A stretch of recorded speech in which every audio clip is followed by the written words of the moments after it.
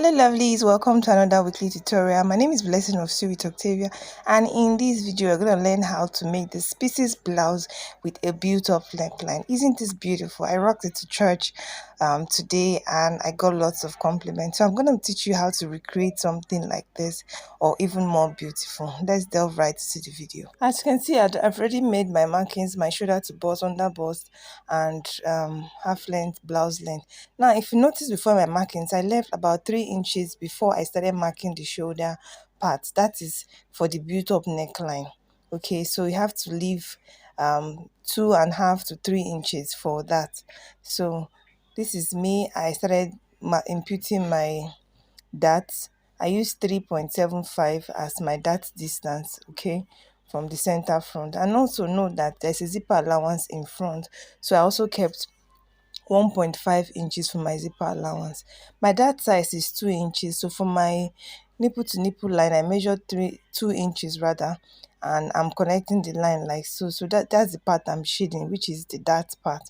Then I use the princess dart to achieve this. So from the underbust I connect it with a curve to the bust point, and thereon connect to half of the armhole.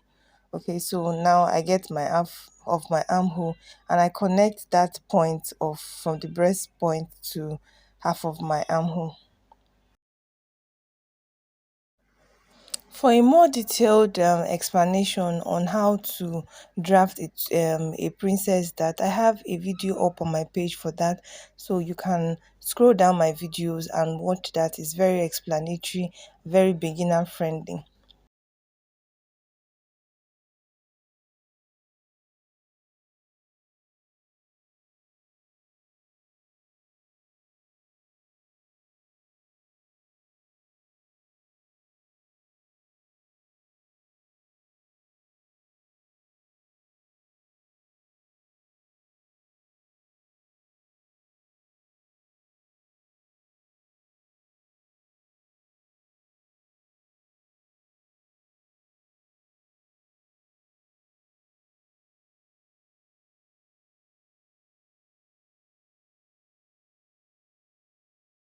So the next thing I do is to impute my round body measurements, my dart and my allowances.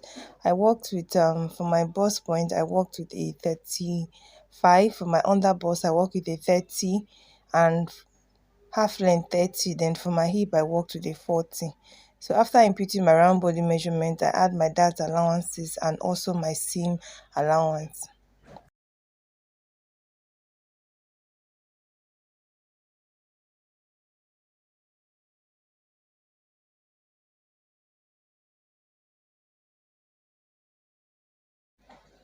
I connect all my lines together, and I also had to indicate where my seam allowance is.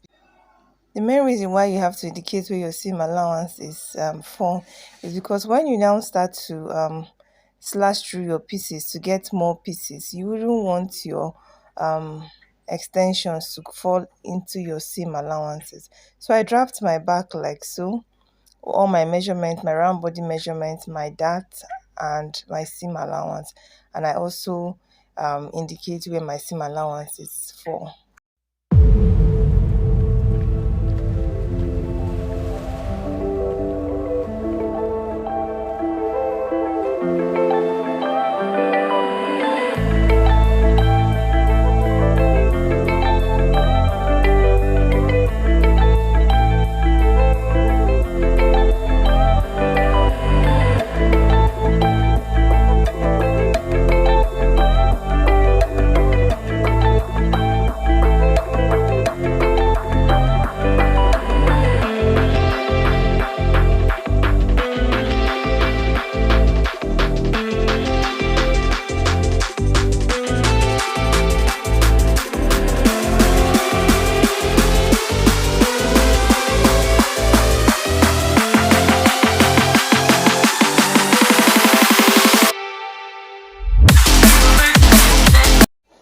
So I take off my side piece. Now it's now time for me to impute my built-up neckline.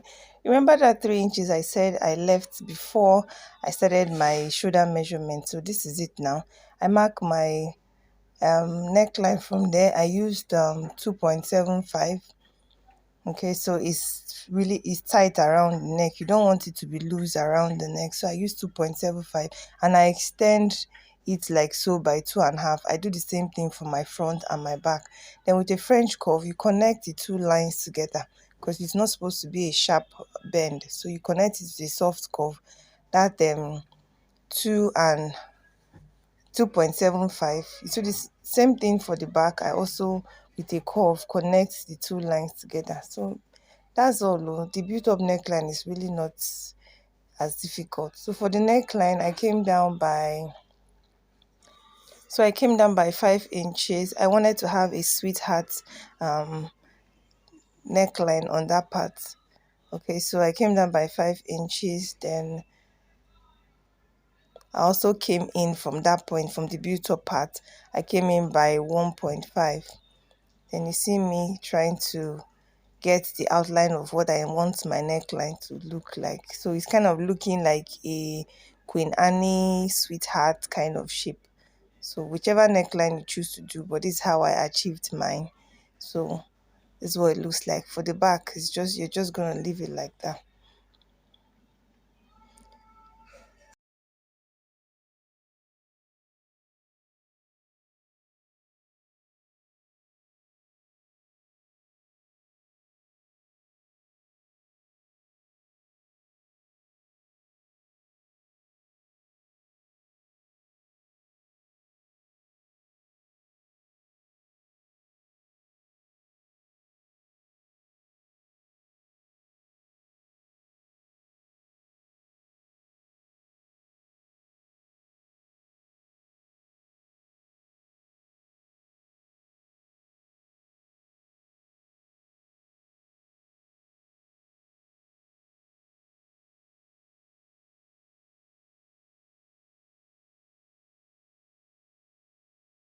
So now that we have all our pieces separate, what I did was I used brown paper so that we can see the outlines properly. I attached brown paper at all sides of my pieces. That's why it's called a pieces blouse anyway. So this is the pieces part. So you see why I clearly indicated where my seam allowances is, because your extensions are not supposed to be attached to your seam allowance. So from the part where I added 4 inches all through where the brown papers are, that's where the extensions are supposed to be. I used 4 inches. You could use more, it depends on how full you want your blouse to be. So I used 4 inches all through.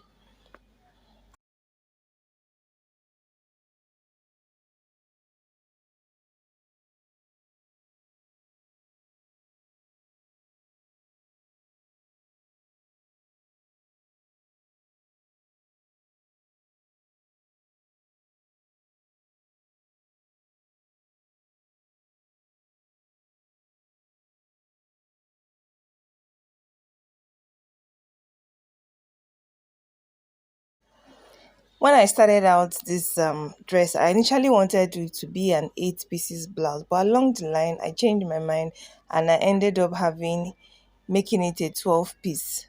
So I started as an 8 piece, but I ended up having it as a 12 piece. So this center front, looking at it, I decided to still make more pieces out of it. These are the sides now. This is the side of the front and the side of the back. What I did was I divided it into two so that I could have more piece. Then I just connected this as a straight line and also added extensions to it. If you decide to leave yours like this, that's also okay. But I wanted more pieces because I was working with different fabrics. So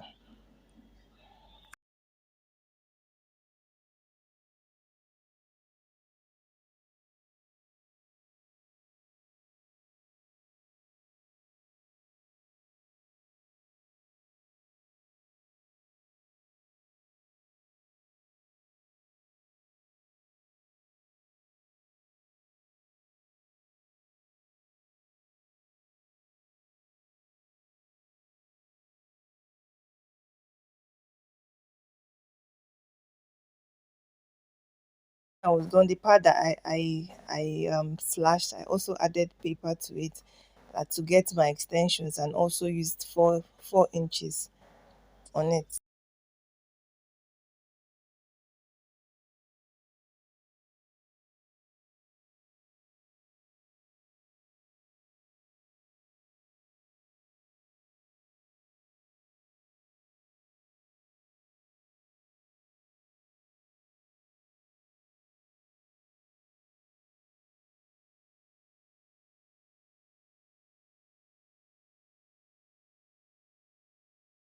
So now it's time to transfer our pattern to our fabric. So like I said, I'm going to be using different fabrics. So these are the center front and the center back. They are both going to carry this fabric. If you the beauty of a pieces blouse is having it in different prints. It just pops. Okay, it just pops.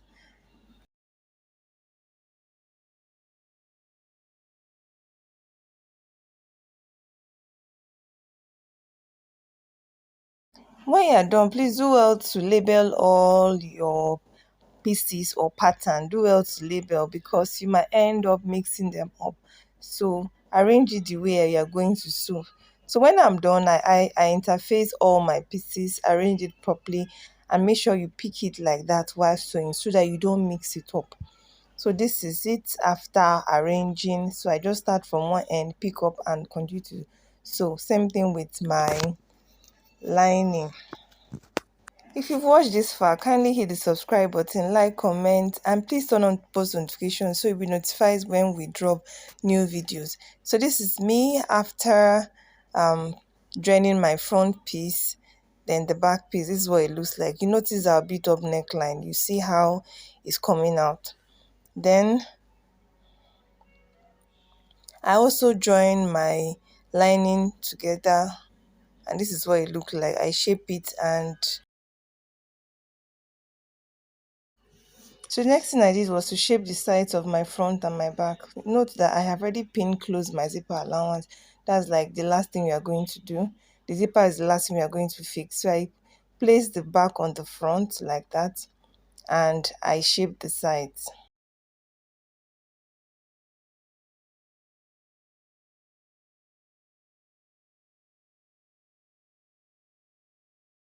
After shaping, this is what I have.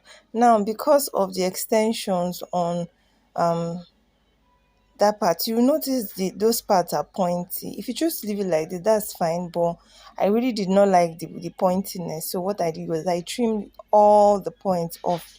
I trimmed it both on the fabric and on the lining.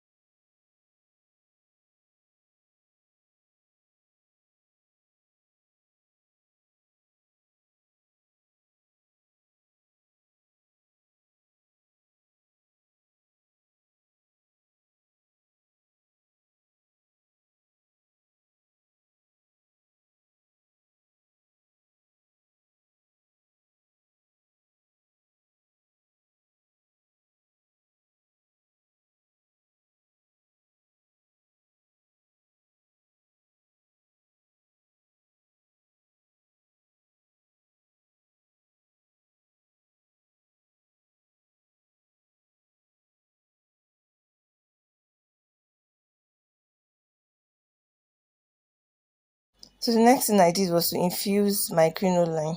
So at the tip of the crinoline, you can either choose to use a masking tape to um, hide the tip, or you can use a bias to hide the tip. So after turning it around, this is what I have. Crinoline gives you this bouncy effect, this standing effect when you wear. So I turn everything from the zipper side. If you notice, I left the zipper side open so I can turn out the full blouse from there. Give it a good press, and this is what we have.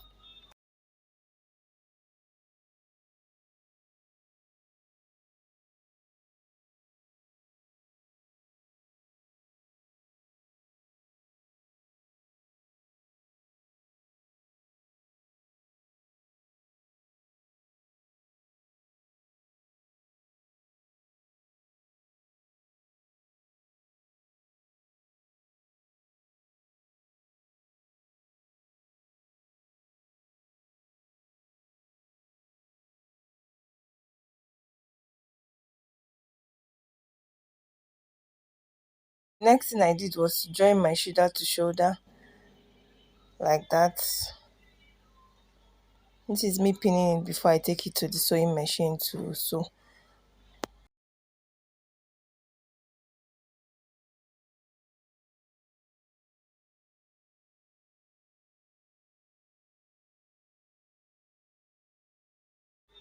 After joining the shoulder to shoulder, I iron it flat, then I infuse my zipper.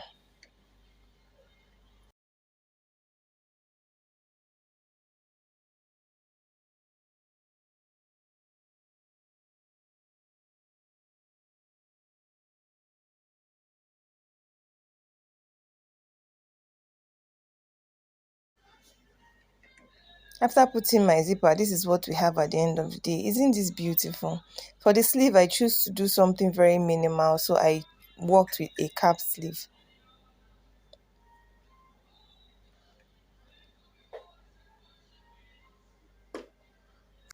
The size of the cap sleeve I used was 5 inches, so I measured 5 inches on fold like that, then I cut it out.